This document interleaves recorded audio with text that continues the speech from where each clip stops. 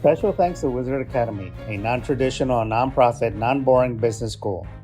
Whether you want to learn online or in-person learning for business owners and entrepreneurs, Wizard Academy is the place to go. Visit them at wizardacademy.org.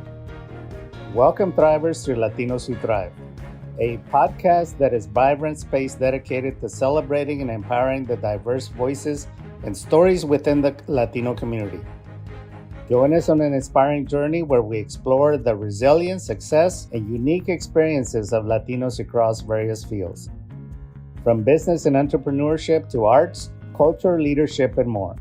In each episode, we delve into the insightful conversations with trailblazers, thought leaders, and change makers who share their personal narratives, wisdom, and strategies for success. Our platform serves as a beacon of inspiration aiming to amplify the achievements, challenges, and aspirations of Latinos while highlighting the rich tapestry of our cultural heritage. Whether you're seeking motivation, guidance, or simply a connection with stories that resonate, Latinos Who Thrive is here to ignite your passion, broaden your perspectives, and empower you to thrive in every aspect of your life. Get ready to be inspired, uplifted, and encouraged as we celebrate the vibrant spirit and accomplishments of the Latino community. Adelante y a triunfar. This week, we have special guest Sugey Piedra, who built a thriving business in the tax preparation and wealth management industry.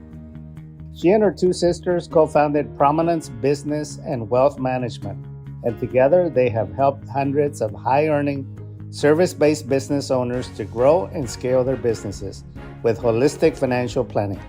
So let's get on with it. And now we have Sugey Piedra. Sugey, welcome to Latinos Who Thrive. Thank you. Thank you, Victor, for having me. Such a pleasure. Can you share with our audience a bit about your background and what initially drew you into the field of finance and wealth creation? Yes, of course. I'm the oldest of five. My parents are, immigrants, and they migrated here very young, and got married very young. But had me, I think my mom was probably around 17 years old when she had me. So I truly believe that we got started with them, right? I mean, we kind of had the same struggle. We went through all of the struggles together because we were all very young. So the story I like to share with individuals is when I was maybe around 12, my parents had signed their tax returns and they didn't realize what went to federal and what went to state. And so by 12 years old, I had already, knew how to balance a checkbook. I would help my dad with all of the finances and everything that he needed help with. He felt that, just like many others out there, felt that just because I knew how to speak English and I was going to school, that I should learn how to translate, any legal document that came across his lap, right? Or any letter that arrived. And so now I look back and, I'm thankful because I feel that that's why I know a little bit of a lot of things, right? Because I had to learn, I had to figure things out. And so this day, my parents had signed their tax return and they didn't know what envelope those documents went into. They had an IRS one and they had a franchise tax board one. And so they got confused. And so they give it to me and they're like, help us put this back the way it goes. And I had never seen these documents before. I didn't know what they meant. So at that time, I had Mr. Tracy. He was a white, older gentleman, retired. He was my neighbor. And I would have great conversations with that little old man. And so I went over and I said, hey, Mr. Tracy, can you help me put these documents back together? And so he's like, oh, tax stuff. I don't know anything about this stuff, And so I'm like, but how can you not know when you speak English, you're white, I'm like, how can you not know? And he goes, oh, taxes are just complicated. And so after a little while, he kind of figured things out for me and he helped me put the things back together. But in my mind, I was like, I realized that it didn't really matter where you came from, what your background was or anything. It had to do with taxes were just complicated. And till this day, I still see that it doesn't really matter. It's just everybody fears taxes, fears the IRS. And I figured out a way to simplify them, to help individuals understand them, to help them not have this fear against the IRS.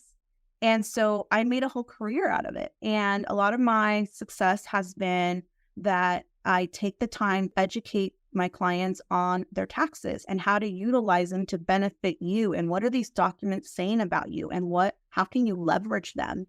So it ended up being where I didn't mean it to be my career, but because I had to learn them to show my parents and educate them on what they meant, and I took such a big interest and then simplify them, that now that's my career.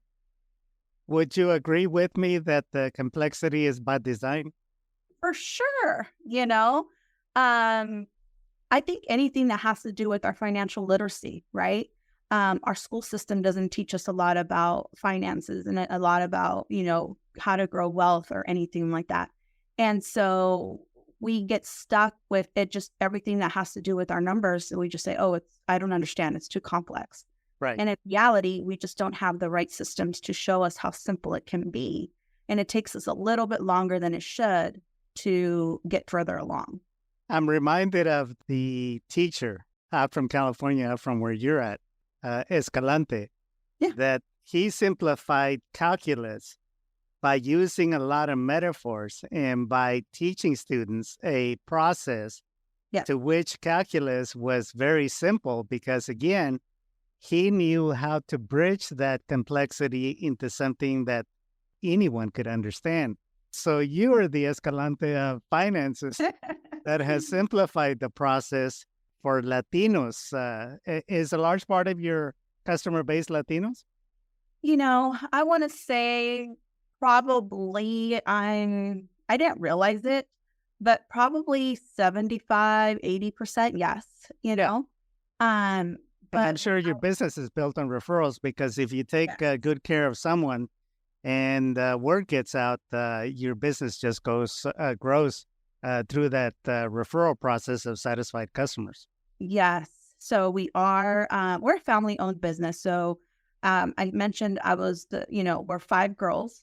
So 3 of us opened up this business. And so 3 of us were together and created a really, cool system where we get to work with small business owners, help them with anything from their bookkeeping, their payroll, and setting up and structuring everything, which is really helpful when you're out there starting a business and you really don't know what it all entails. You're good at running the business, but behind the scenes, it's a whole other world that you got to deal with. And then, taxes surprise a lot of small business owners. So our job is to guide you. We meet with clients very proactively throughout the year. So not just during tax season. We meet with our clients at least 4 times a year to make sure that things are going the way we want them to go.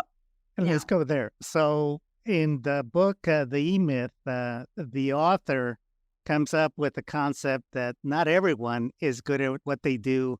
And so you have to hire the right people to do the things that you're not good at. And so in your personal business, you have 2 other sisters that are in the business. What is your unique strength that you provide to the business? And what are the other strengths of your sisters? Yeah, of course. So we just like any other business owners had to figure out, what our strengths. How can we work together? We are very close family. People get surprised how we will work together, hang out together, practically live together, right? Because we live blocks away from each other. So we're a very close-knit family. But when we started to work together, we quickly saw that I just have the strategy mindset. I can visualize, I can make something come up for a client, create a nice plan, but I'm not the greatest executor, I'm not very organized. I'm a You're big the visionary. Yeah, I'm a visionary, right? I'm a big dreamer. Right. And then here comes Cruz, my other sister, and she's like an executor. She's like, tell me what to do and I'll get it done, right? But she's not very organized. Yeah. And and so we're running this business and then we're like, okay, we need another sister. And so we bring Brisa on, and Brisa's our middle sister, but she's very systematic. She has created everything we started and created amazing processes and systems. Sure. And it all just works. But we all now stay in our lane. We know that, Brisa and I would not fight, but we would bicker a lot because I'm so out there in a dreamland, she would say. And she goes, and then you leave me with the work, And so then it ended up being to where we understood, well, without my vision, my strategy, the whole plan, then she doesn't know where to take these clients. And so we noticed that together we just become this really amazing powerhouse. And so, but we're very still family oriented, and we love each other, and we may have disagreements either here at work or at home, but we stay in our lanes and everything seems to work, which clients get amazed by that because they're like, how can you work with your sisters? I can't stand my siblings. And I'm like, I don't know. We just kind of we've synced very well. And that's the key to your success is you found each one's unique strengths and you stick to that. You allow each other the freedom to navigate freely in that lane. Yes. Other business owners, sometimes as entrepreneurs, I feel that we have that drive and that energy to do pretty much anything we want, right? Because we've got that mentality of like, I can do this. Could you do your books? Probably, yes. Could you do your taxes? Yes. Who cares? But it doesn't mean that you're going to apply everything you need to get them the best that they can be, because you're good at creating whatever widget or whatever service you're providing. So most of the time I tell people, just use your time where you're going to make the most out of it and let others take care of everything else that, doesn't serve you. Sure. As an experienced professional in the financial industry, what do you find most fulfilling about the work that you do? That we can all change and we can all really take control of our finances. The tax returns tell us a story. They tell us how much money you made for the year. And then you're like, well, where did it go? They tell us how much is being taken away by Uncle Sam, and that we really have more control than we are led to believe.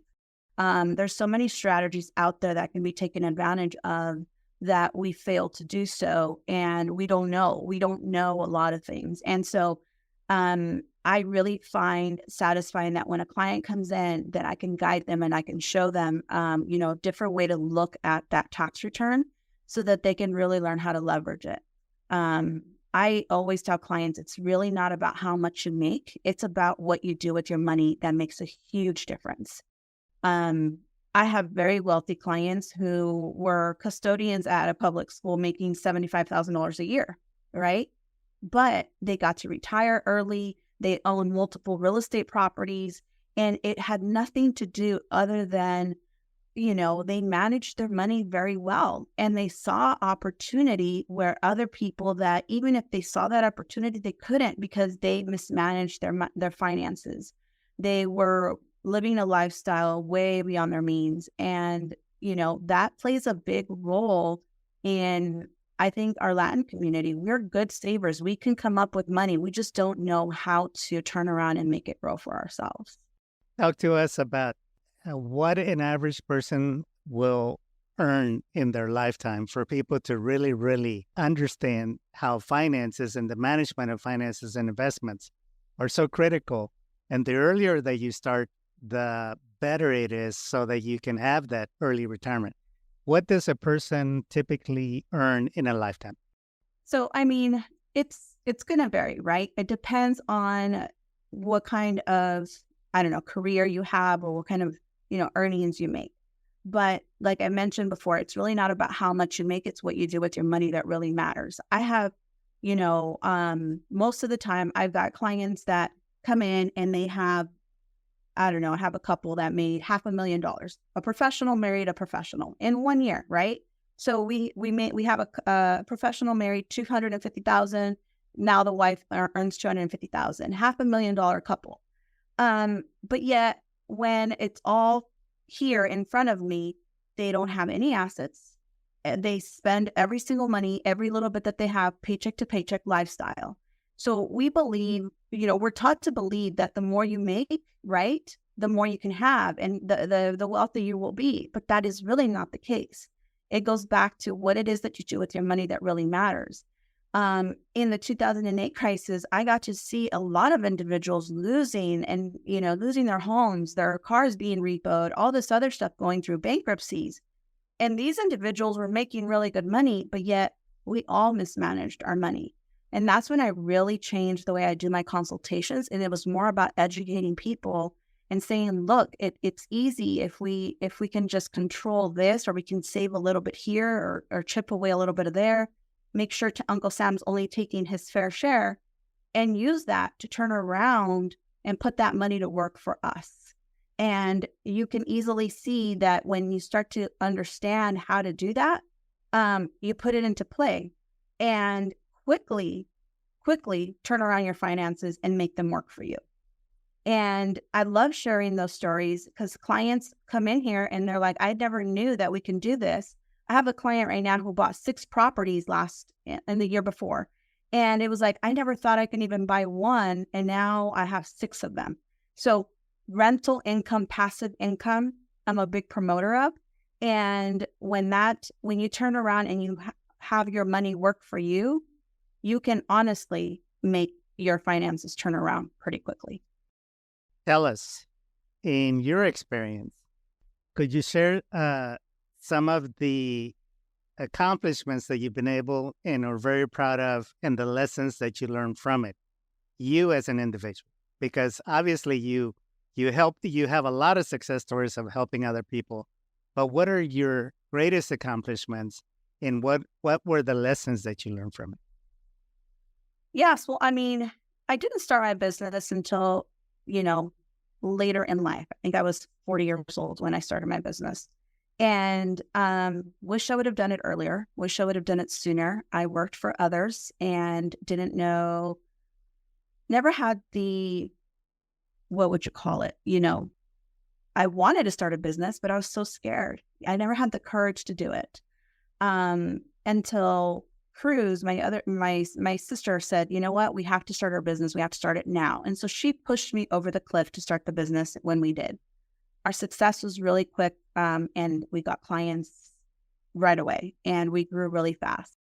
But the lesson there was, you have to learn to work on yourself. If you still have limiting beliefs when you start your business, if you still have a lot of things that prevent you on a personal level, the business can be as successful as you want it to be, but you just don't see it. And that's what was happening with me. So this, about 2 years into the business, I didn't take a break, but instead of putting business goals, I had a lot of personal goals. I had to do a lot of work on me to figure out what it is that I was capable of and encourage myself, bring up my confidence, show, myself what I was really capable of. So business is great. Making money is great, but the work needs to be done, personally, in my opinion. Everything is mindset, isn't it? It's amazing. It was like once I started to discover that the better I was on a personal level, the better the business was. It was like these lenses were taken off of me and I was like, watch out, world, because the limiting beliefs, were removed and I could see things that I couldn't see before. Now I help business owners and I explain to them, I was like, look, I didn't do this all on my own. I'm very proud of what we've created.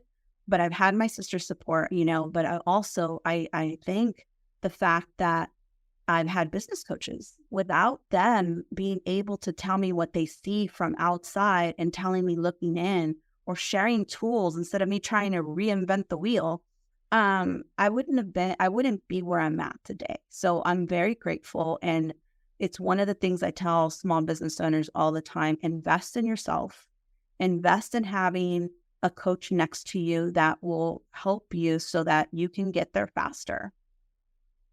I would imagine that not only can you see a lot about a person's operations from looking at the balance sheet, but also you can tell a lot about their mindset in meeting with them, don't you? Oh, all the time. So I don't prepare tax returns, just prepare tax returns, right? I tell people I'm not just a tax preparer. I am here to help you and consult you. So I'm planning with you, right? And so a lot of the times you can tell the pushback I get from clients, and it's only because I'm like, I see even more than what you see because you're so blinded by your limiting beliefs or by, other things. It's like if you were just to focus on having clarity on what it is that you really want or what the business is doing, I'm like, it would just be, you can get there faster. Those $1 million ideas just come through so much faster when you give yourself the grace of just calming and focusing. So what I do to help them, to show them, obviously, I'm not just another person. I'm not a business coach, but I don't want them to feel like I'm here to preach them. But I show them, I'm like, look at your profit and loss statement. Look at your income January. Let's compare it to February. Let's compare it to March. Let's compare it. And so as I start to compare the months, they start to see the growth in their business and they're like, wow. And I'm like, pat yourself on the back. You've done an amazing job. Now imagine how much better it would be if you just had a little more guidance, right? And so that's how I encourage them to see like that we are amazing folks at what we do in our business, but with a little bit of guidance, oh my gosh, we can implode.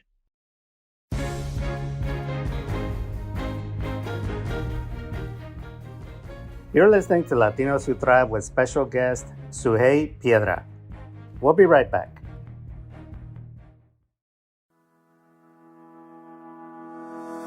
Are you ready to unlock your full potential and embark on a journey of limitless knowledge and boundless creativity? Look no further than Wizard Academy, where dreams become reality. At Wizard Academy, they are not just a school, they're a community of visionaries, dreamers, and achievers. Whether you're a student, a working professional, or someone looking to reinvent yourself, Wizard Academy has a place for you. I know because I'm a graduate of the World Changers class of 2007 when I worked in print media. Imagine being guided by industry experts where innovation knows no bounds and where your passions are transformed into skills. Their cutting-edge programs span technology, business, arts, and more. You'll discover the magic within you and you wield it with confidence. At Wizard Academy, they embrace diversity and creativity, and they celebrate your unique journey. So be sure to join them in the heart of innovation, where the extraordinary becomes ordinary. Visit them at www.wizardacademy.org now to explore their lineup of courses, faculty, and the incredible success stories of this community. Your future is waiting. Unleash your inner wizard today.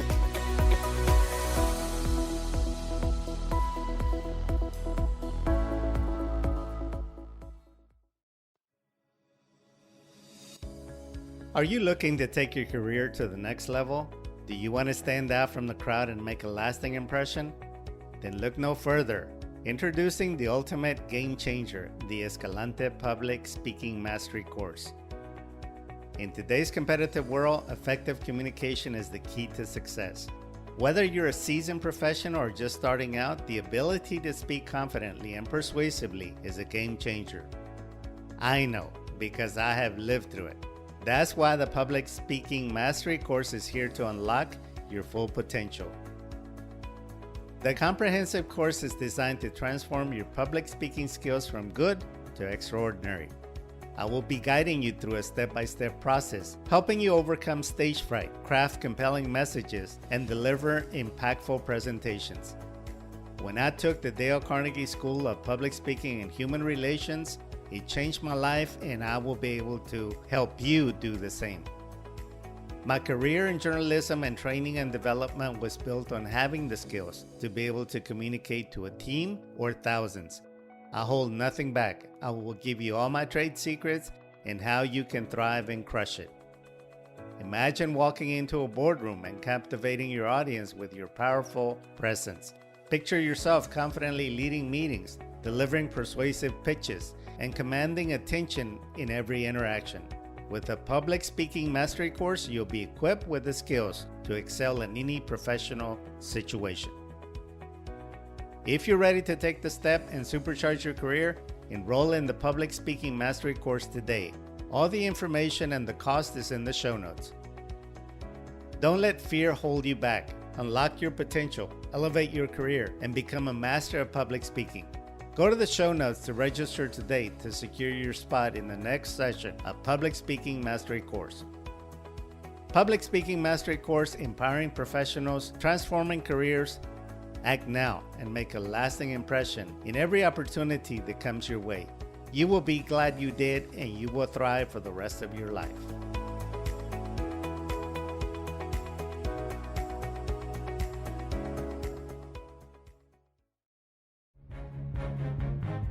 We now return you to Latinos Who Thrive with special guest Sugey Piedra. Who influenced you in your trajectory? What authors or what coaches had a significant impact upon developing and curating your mindset for success? So I'm a big nerd. I love reading books. I've always read books, just different types of books. As I got, as I started the business, I was a lot about, how to get a business started, marketing skills and stuff like that. Lately, it's been a lot more self-help books. It's been a lot more books that will feed that drive that I have inside of me, right? But when I designed the business and doing the business the way I'm doing it with consulting the client and show them that anything is possible, I'm going to have to say it was the Rich Dad, Poor Dad by Robert Kiyosaki. Mm-hmm. That book explained in very easy terms how even if you consider yourself a professional and you have a degree or you have this great W-2 job, at the end of the day, if you're a W-2 employee, you're just paying the majority of the tax, plain and simple. The system is made for W-2 earners to pay the majority of the tax versus when you have a small business or you're self-employed or you're an entrepreneur and you have businesses. There's so many strategies that you can implement that you can allow, then your income can be brought down legally and pay the least amount of tax possible. So I really love that book. And I have a lot of my clients at the first assignment, you've got to read this book. So you got to understand. That way you understand where I'm coming from. Absolutely. So tell us, what were some of the major obstacles and opportunities that you were faced, and how did you overcome those obstacles as you went along? I think the biggest obstacle, again, business is always going to be business, right? There could be industries where we have highs and lows. In the current program that I'm in, what we're trying to accomplish here is that we just have a steady flow. Instead of us having and riding waves of ups and downs, what can we do consistent on a regular basis so that we can just ride those waves through instead of going the ups and downs, right? So that's my main goal right now.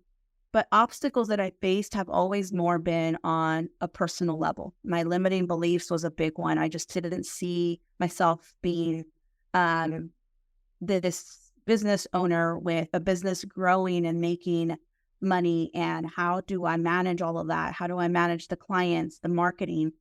So, but it went back to being me on a personal level.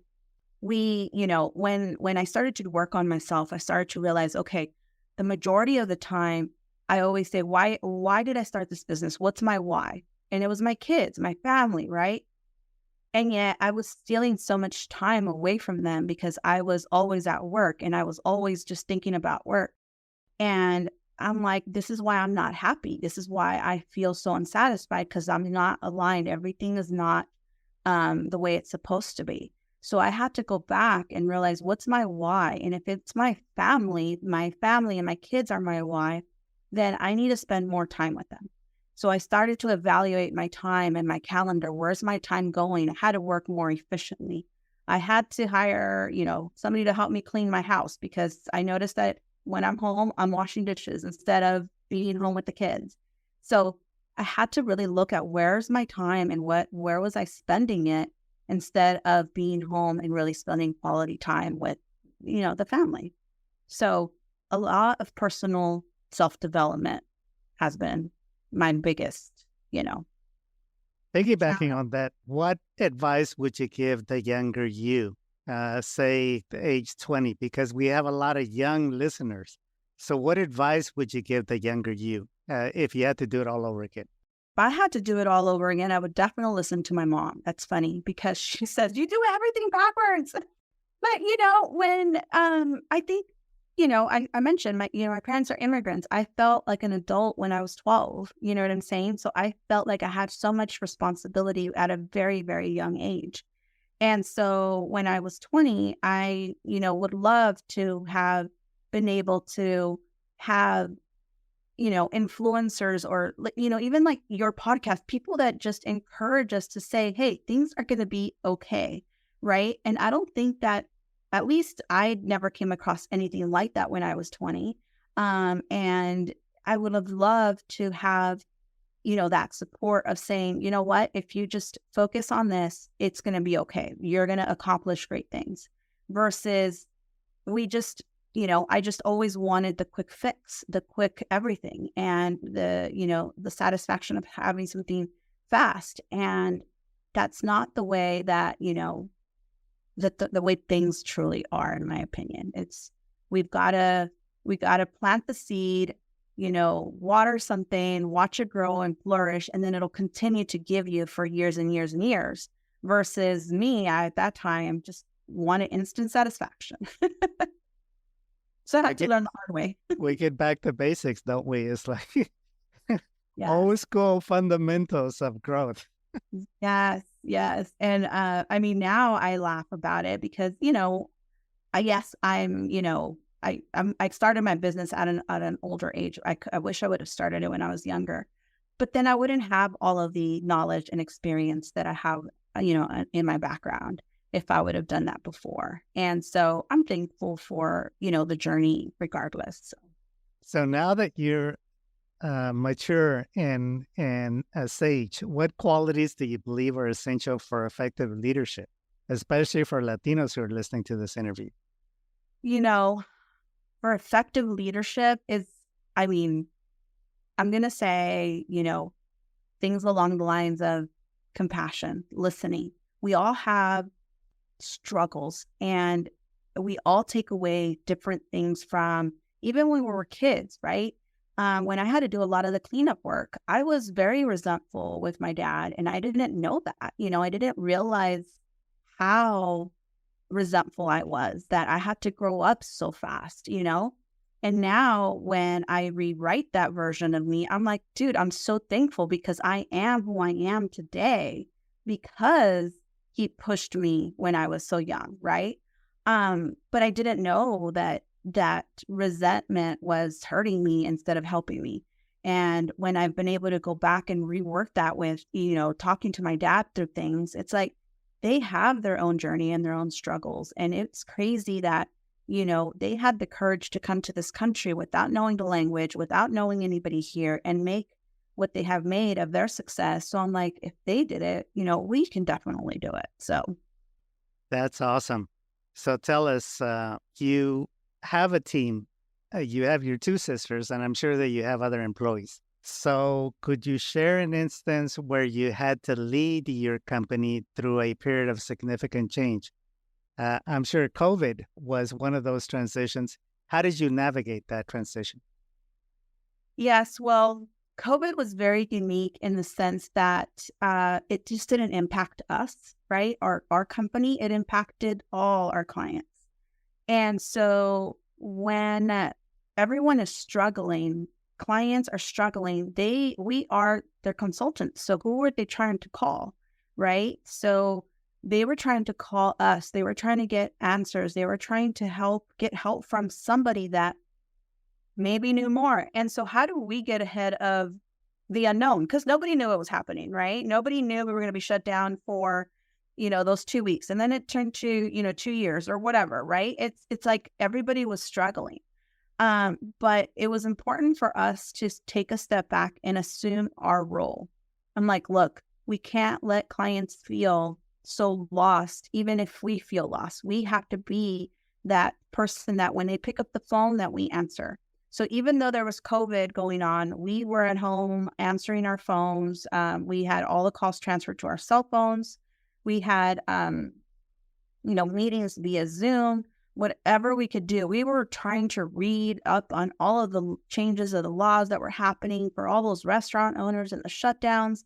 I mean, we were trying to learn so fast, so quickly to try to get ahead of it, to be able to help the clients that were calling.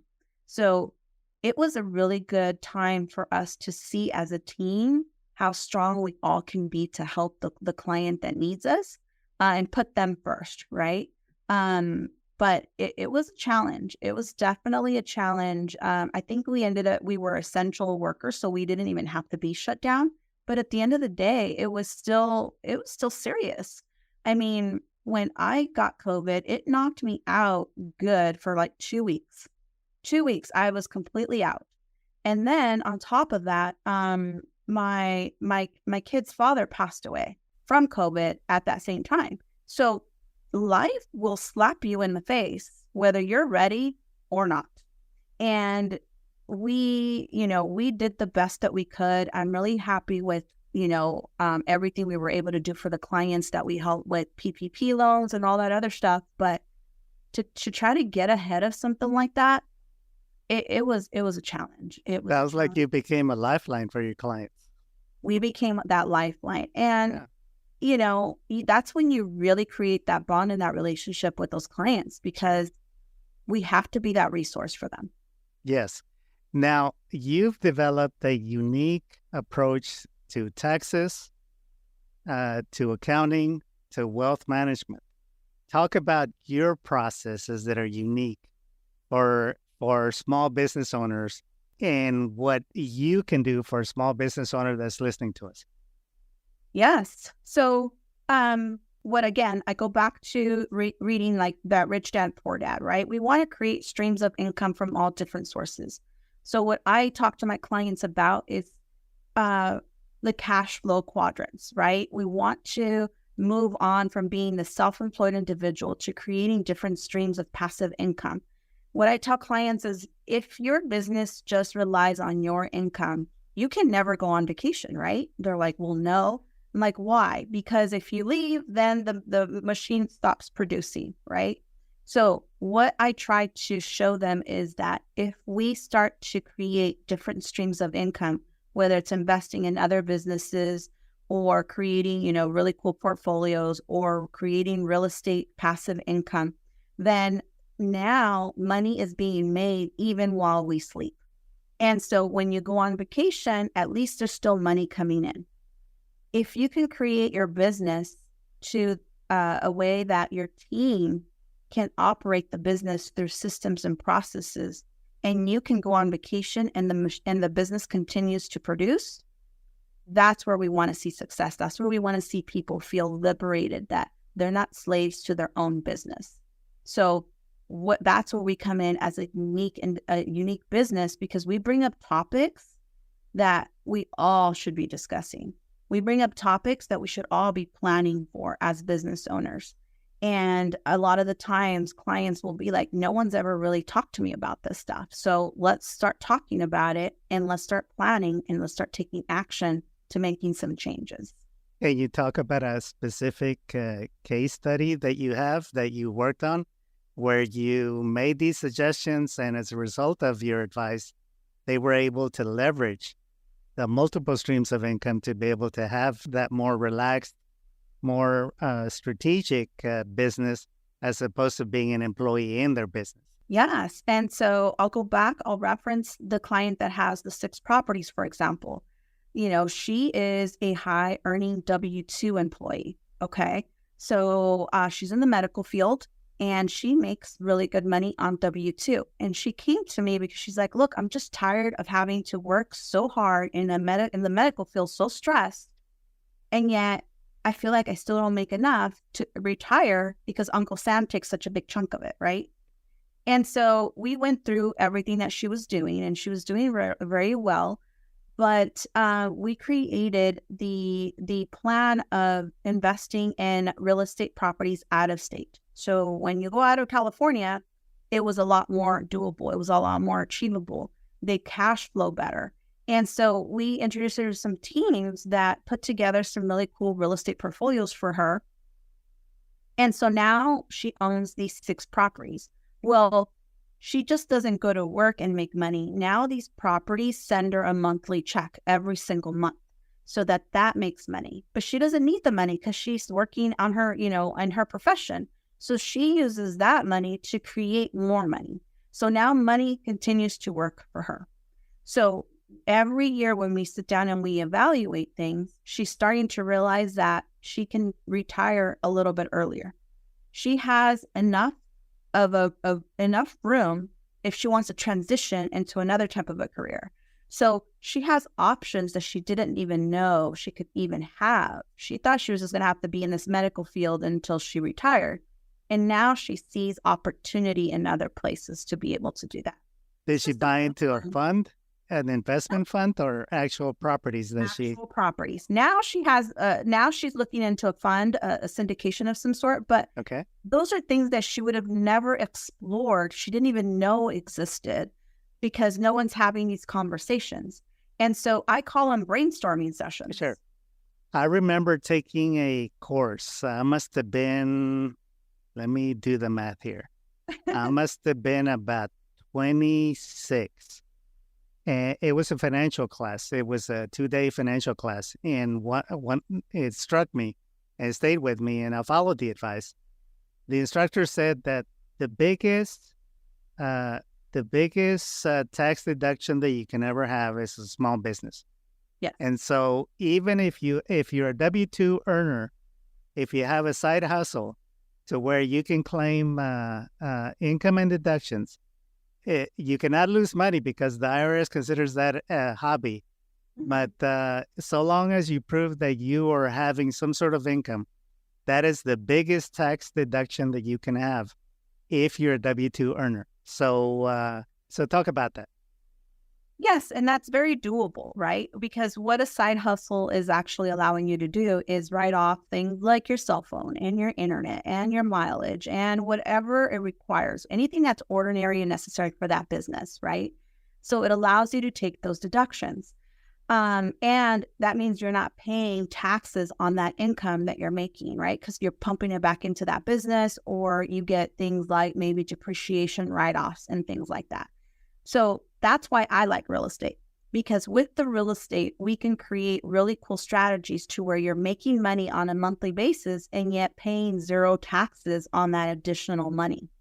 And that is allowed legally completely because the IRS code is designed to help you do things like that when you have a side business or when you have a real estate portfolio. So it's just about taking advantage of what's legally already out there. That's why Warren Buffett pays less taxes than the average wage earner. Yes. And it's like, I tell people, do not be mad at like people that do that. It's the system. You just need to learn how to take advantage of that system. It's all by design, friends. You gotta learn you gotta learn how the game is played so you can play by the same rules. Yes. And the rules are not just for the wealthy, right? It's just the problem that is that when there's not a lot of individuals will educate the people that don't have that much money, right? And so, but I always say, when you look for a professional to help you, whether it's a financial advisor, an attorney, your tax person, we're always so caught up on how much is it going to cost instead of what are they going to do for you, right? I always tell people when they call, how much does it cost to do a tax return? I was like, you should be asking me, how much money can I save you? Because when I do a comparison, and this goes back to your question, what satisfies me in my profession is when a client comes in here and says, well, my preparer charged me $500 last year and you're charging me $2,000. How can that be?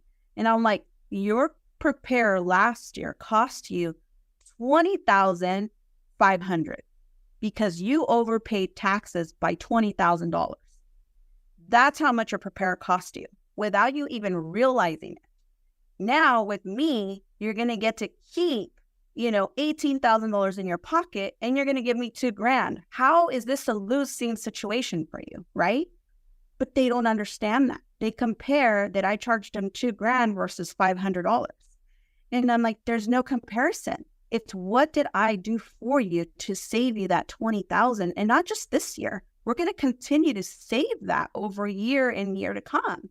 So please understand that it's not how much it costs, is what is it that they're going to do for you? How much are they going to save you? Sure. And that's the wealth mindset, is to find value in the products and services that you purchase. Because one quote that comes to mind is quality is always the cheapest. Isn't that true? It is. You buy a luxury car because it's quality made.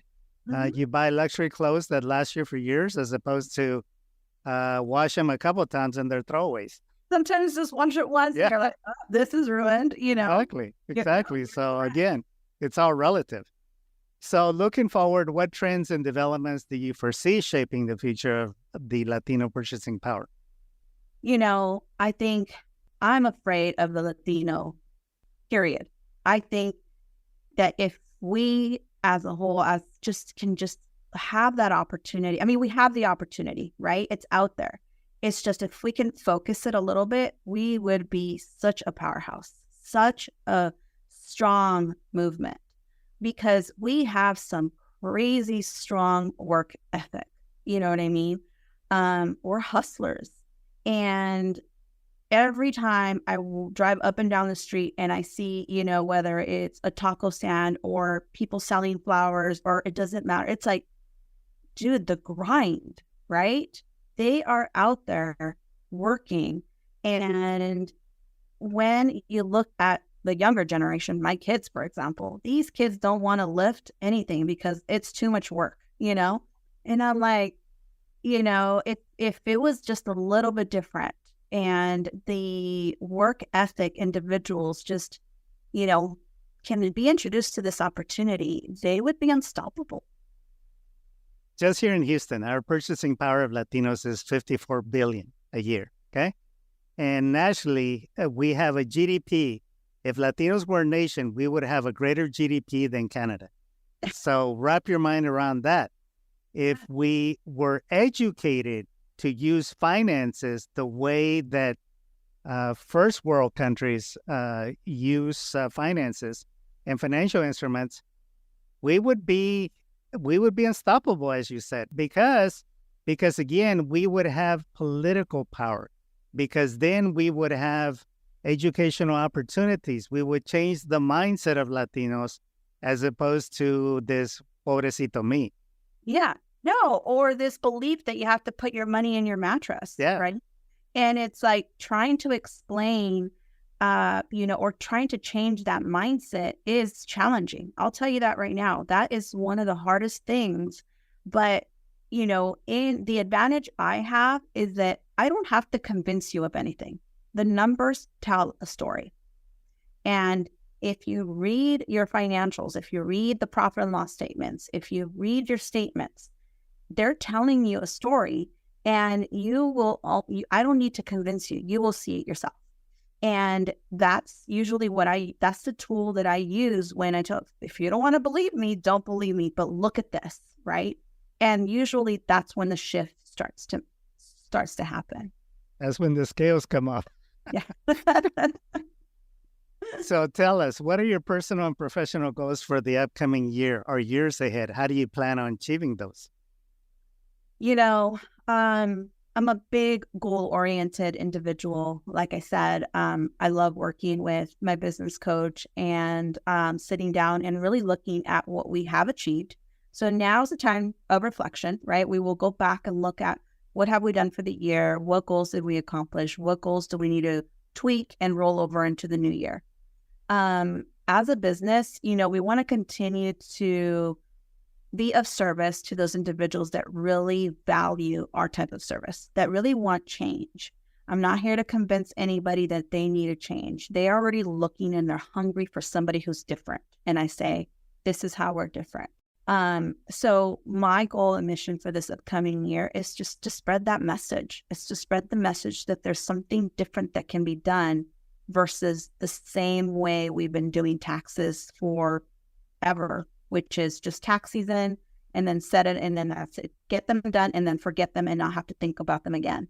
The system's made to, trick us in that sense. If we were more proactive with our tax planning, we can make a difference on those tax returns that is totally legal, and it would be to our benefit and not to Uncle Sam's benefit. So you can pay as much as Warren Buffett. Yeah, that's totally doable. Yeah. So, hey, do you work with companies outside of California? I do. I'm federally licensed. So I have clients in Florida, Tennessee, North Carolina. Yeah, we have clients all across. We're going to have all your information in the show notes so people can reach out to you and find out what you can do to help them. You have in going to your website, you have a very simple process that people can register on there to get started. And so I can see that whether it was you or whether it was a coach that set you up, you're prepared to live in a digital world and Yeah. to capitalize on the fact that we become a highly digitized society. Yes, we are. We don't want to be left behind. Nope. Any final words, Sugey, for our listeners?